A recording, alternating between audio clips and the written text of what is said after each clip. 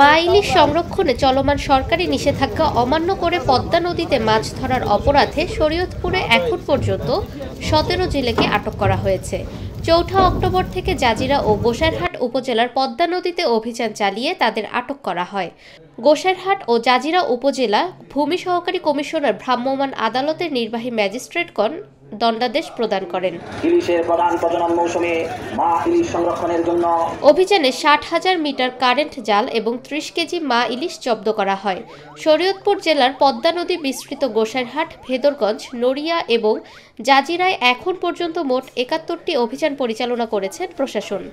এই সময় সারা দেশে ইলিশ আহরণ, পরিবহন, মজুদ, বাজারজাতকরণ, ক্রয় বিক্রয় ও বিনিময় আইনত দণ্ডনীয় অপরাধ। মা ইলিশ ধরা থেকে বিরত রাখতে জেলায় ২১,৪০০ জন জেলেকে ২৫ কেজি করে চাল দেওয়া হচ্ছে।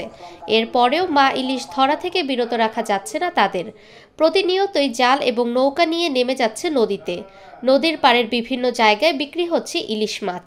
৪ তারিখ থেকে ২৫ তারিখ ২২ দিন আমাদের সারা দেশে মা ইলিশ কার্যক্রম চলমান রয়েছে। সেই উপলক্ষে আমাদের শরীয়তপুরে কিন্তু আমরা মা ইলিশ কার্যক্রম চলমান রেখেছি। আমাদের জেলা টাস্কফোর্স, উপজেলা টাস্কফোর্স কমিটির মিটিং হচ্ছে, সেখানে অনেকগুলো গুরুত্বপূর্ণ সিদ্ধান্ত এসেছে।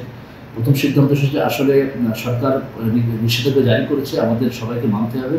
কেউ যাতে নদীতে মাছ না ধরতে পারে, ইলিশ মাছটা নির্বিঘ্নে ডিম ছাড়তে পারে। আসলে মোবাইল কোর্ট, জেল জরিমানা এটা অনেক পরের বিষয়। প্রথমত মানুষকে আমাকে ঠিকই রাখতে হবে যাতে তারা নদীতে না নামে। এটার জন্য আমাদের একটা ব্যাপক প্রচারণা প্রতিটা ঘাটে ঘাটে, বাজারে বাজারে, পাড়ায়, মহল্লায়, জেলে করে দিতে।